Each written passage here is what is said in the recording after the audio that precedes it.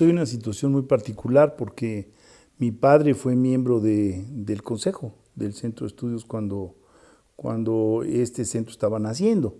Entonces los primeros recuerdos que tengo es ver llegar a un Reyes Heroles muy contento de que se había adquirido una biblioteca de no sé quién, o que se había adquirido una joya bibliográfica de no sé cuánto, y que ya se estaba formando un acervo en ese sentido creciente, y que había la decisión por parte de la empresa de cultivar esa actividad que no necesariamente estaba en su ruta, no tenían por qué meterse en la historia de México.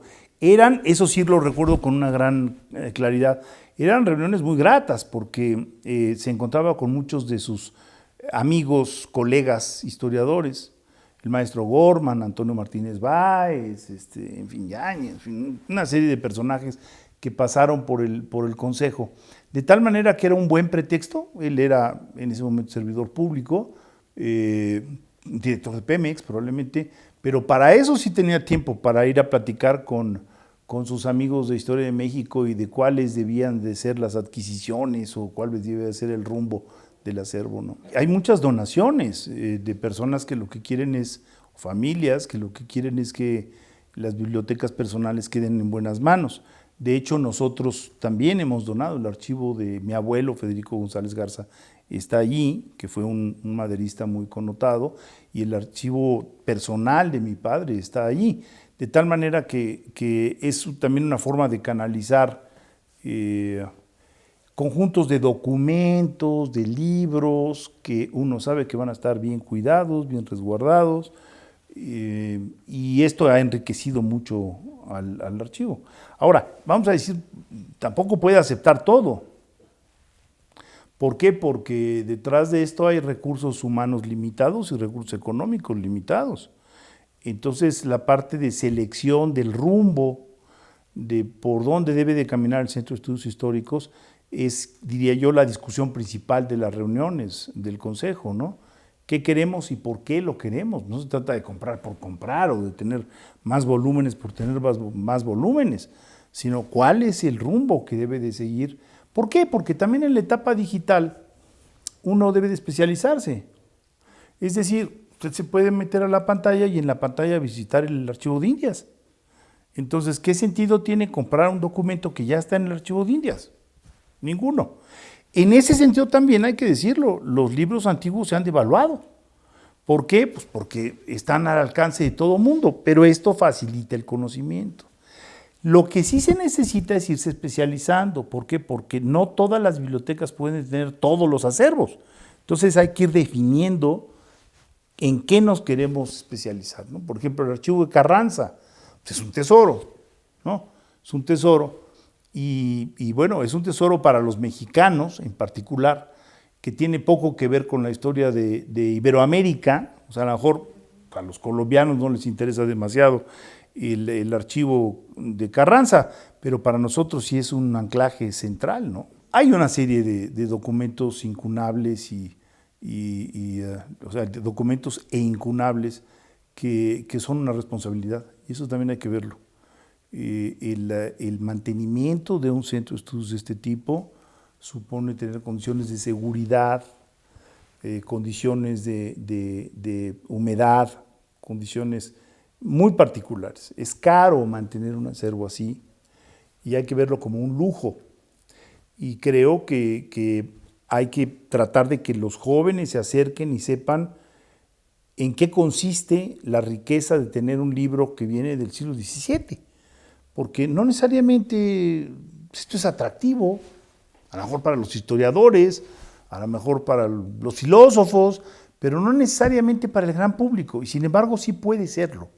¿Por qué? Porque muchos de esos documentos están plasmados en nuestra historia cotidiana, en nuestra vida cotidiana, en las capillas que visitamos o las iglesias que visitamos en el centro histórico, o en Guanajuato, o en Querétaro, o en donde sea. Ahí está la historia, o las misiones de la Sierra Gorda de Querétaro, o, ¿qué le voy a decir, no? Juan Junípero Serra, para irnos a los clásicos, ¿no? ¿Por qué no? Pero eso hay que explicarlo. Eso hay que explicarlo y hay que tratar de que tenga una presencia, diría yo, mayor, no solo entre investigadores, Si usted revisa, lo hacemos cada vez que tenemos sesión, la calidad de los investigadores que visitan el centro, bueno, pues es notable. Pero, ¿y cómo podemos llegar a los jóvenes? Pues yo creo que hay muchos mecanismos que nos facilitarían el que un joven aprecie lo que implica tener un libro que lleva 4 siglos de vida. Se dice fácil, 4 siglos de vida, que no se ha perdido en un sismo, en un incendio, en una inundación. Hace poco hubo una inundación gravísima en el Archivo Calles. Entonces, es una responsabilidad, una enorme responsabilidad. Yo creo que muchos de los dueños de los archivos no saben o no sabemos lo que hay de riqueza detrás de ello. Se lo digo porque, por ejemplo, no ha sido sino hasta que un investigador se metió en el archivo de mi abuelo, que hemos encontrado, de Federico González Garza, que hemos encontrado una serie de acertijos biográficos que de otra manera pues, no hubiéramos conocido. Entonces, también la mancuerna investigador-acervo es muy importante. Ahora, el Centro de Estudios Históricos es de estudios históricos, precisamente porque no solo se trata de acumular, sino se trata de destacar. Entonces, por ejemplo, pues la Convención de Aguascalientes en 1914, pues teniendo todos esos documentos, era obligado a hablar de la Convención de Aguascalientes.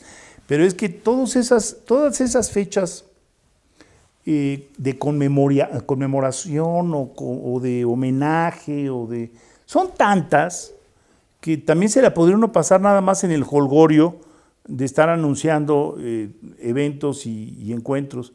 Algunos de ellos para muy pocos visitantes. Hay eventos a los cuales van 30, 40, 50 personas que son interesadas en el asunto. Ahora, y si no estuviera el centro, ¿a dónde irían? Hay quien se pregunta, bueno, ¿y por qué no lo hace la Universidad Nacional Autónoma de México? La universidad, yo trabajé muchos años en la universidad, tiene acervos muy importantes y tiene en la Biblioteca Nacional una responsabilidad enorme. No se nos olvide que la Biblioteca Nacional es por ley la responsable precisamente de conservar todo lo que se publica, más todo lo que ha publicado. Entonces es una enorme responsabilidad, así como el sismológico o así como otras responsabilidades que le han ido a dar a la universidad. Pero quizá aquí lo más relevante es que se trata de una inversión privada. Yo soy un convencido de que si queremos conservar el acervo histórico, no solo de libros y no solo de archivos, sino el acervo histórico por ejemplo, arquitectónico que tiene México, necesitamos involucrar a la iniciativa privada. Es decir, el país, México, la federación y las entidades no tienen los recursos, no tenemos los recursos para conservar el enorme legado histórico. Nada más le pongo un ejemplo. El legado prehispánico. Para bien y para mal, si se escarba en la Ciudad de México para construir una línea del metro, nos vamos a encontrar cualquier cantidad de tepalcates o de figuras, etc. En teoría, todo eso debería de ir a dar al Instituto Nacional de Antropología e Historia. ¿Dónde va a conservar el instituto esas piezas? ¿Qué es lo que se ha hecho en otros países? Lo que se ha hecho en otros países como España, por ejemplo, es permitir que la iniciativa privada participe en la recuperación, participe en la exhibición, participe en la explotación, incluso, hay que decirlo, comercial de este tipo de cuestiones. En México se empieza a dar. Por ejemplo, si usted visita el Museo Amparo en la ciudad de Puebla, que por cierto acaba de ser remodelado, ¿no? Se va usted a encontrar una colección muy respetable de piezas prehispánicas, muy bien escogidas, con una gran museografía. Se ha dado, por ejemplo, en el caso de Zacatecas, con 2 museos, 3 museos, diría yo, extraordinarios, pero uno en particular es sobre arte abstracto, que es el Felgueres, y los otros 2 son de recuperación, el de Rafael sobre máscaras y el de Pedro Coronel, que es sobre todo, o sea, tiene usted un Paul Klee, igual tiene usted junto un sarcófago. Entonces, bueno, ¿cómo le vamos a hacer para conservar las casas? Bueno, yo creo que Puebla nos está dando un excelente ejemplo. de cómo la iniciativa privada puede adquirir un bien inmueble, remodelarlo, con incentivos fiscales. ¿Para qué? Para poder mantener, recuperar algo que a la larga le va a dar turismo a la ciudad de Puebla y al estado, ¿no? Recordemos que ahí hay una ley, la ley de 1973, que lo que hizo fue convertir en delincuentes a los coleccionistas. Y eso fue muy grave, porque muchas personas que de buena fe, de bona fide, coleccionaban piezas prehispánicas, el propio Rafael Coronel con la cerámica de Colima, por ejemplo, pues de pronto se vieron convertidos en delincuentes. Fernando Benítez tenía una conexión en su casa, Josué Sáenz tenía una magnífica colección en su casa y de pronto se vieron convertidos en delincuentes. No había el mecanismo para vender las piezas. Les podía caer un policía judicial y llevárselos a la cárcel. Hubo varios suicidios de personas que pensaron que estaban haciendo un bien por el país porque estaban rescatando piezas prehispánicas y de pronto llegaron, se las llevaron y les deshicieron la vida. Entonces yo creo que ahí necesitamos reformular, esa ha sido mi posición por lo menos, una sana participación de la iniciativa privada en sus, digamos, lugares de origen y en general, para poder conservar, rescatar y explotar nuestra enorme cultura, ¿no? Nada más de enchapopotadas, de figuras enchapopotadas del Golfo, bueno, pues déjeme decirle, no acabamos, ¿no? Podría haber un gran museo en Coatzacoalcos, el Museo de Jalapa, que es un museo fantástico, en parte proviene de colecciones privadas, de personas que vendieron su colección y quizá no la vendieron de manera muy legal porque no era posible hacerlo. ¿Por qué? Porque no tenían dónde exhibirlas y porque lo que querían es que se vieran las piezas. Entonces, regresando al Centro de Estudios Históricos, yo creo que es un muy buen ejemplo de lo que el Estado no puede hacer. Por ejemplo, Alfredo Harp ha hecho un gran esfuerzo, Isabel han hecho un gran esfuerzo en Oaxaca de recuperación de bibliotecas, pero también de bienes inmuebles. Los templos son increíbles. O sea, el Estado de Oaxaca, ni el Estado de Oaxaca, ni el Estado, ni la Federación no hubieran tenido recursos para hacer ese trabajo. Entonces, mi posición es que al contrario, debemos de pensar en una ley de fomento de la recuperación de la cultura. No hay que irse tan lejos, en la propia Ciudad de México. Yo fui miembro del patronato de la Universidad Nacional Autónoma de México durante 6 años.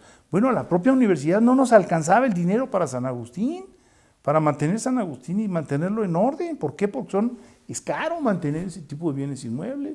O abre uno minería a la Feria del Libro y resulta que se desgasta el recinto. ¿Y quién repone el recinto? Entonces, tenemos que pensar esto de una manera muy práctica. Los paradores de España, por ejemplo, son un ejemplo. Ya se dan en México. Si usted visita en Oaxaca el Hotel Quinta Real ahora, pues es una maravilla que lo hayan rescatado, le hayan remodelado, le hayan invertido dinero. Es una cadena privada. Lo mismo ocurre con el Quinta Real en la ciudad de Puebla. Bueno, si esto fuera una cadena del Estado mexicano, perdón, pero no tendríamos esos recursos, no tendríamos esa capacidad. ¿Por qué? Porque primero hay que dar salud, primero hay que dar educación, primero hay que dar, me explico, comunicaciones, etcétera. Entonces siempre la cultura llega al final, ¿no? Al final es cuando se cae el templo y entonces hay que reconstruirlo, ¿no? Yo ya no conozco Vallejo. Y de hecho diría yo que hay un conflicto de intereses con la casa en la cual se encuentra el Centro de Estudios Históricos de México. 2 conflictos de intereses, porque mi mujer, la casa de sus abuelos será la casa donde se encuentra ahora el Centro de Estudios Históricos. De tal manera que mi romance con mi novia se da en esos jardines. Y no solo eso, sino que después a Beatriz Scharrer le piden que haga la historia de ese bien inmueble, que a eso se dedica. Entonces ahí tengo un conflicto porque no puedo ver esa casa más que con cariño. Y me da mucho gusto, algo que a lo mejor a la familia le fue conflictivo, que fue la venta, pero si no se vendía y no se buscaba una institución que le invirtiera dinero, esa magnífica propiedad, quizá no hubiera tenido un futuro tan venturoso como el que ha tenido, ¿no? Da gusto regresar a esa casa y ver los jardines bien cuidados y ver las bibliotecas o los distintos cuartos convertidos en bibliotecas, ¿no? había la posibilidad de subdividir y entonces crear una especie de condominio horizontal, lo cual hubiera sido una barbaridad.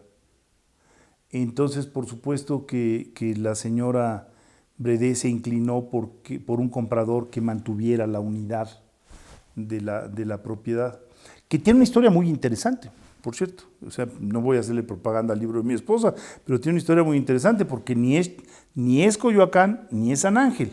Es algo distinto, es un pueblo distinto, es Chimalistac y es otra comunidad y es otra historia, ¿no? Yo creo que la remodelación fue muy afortunada.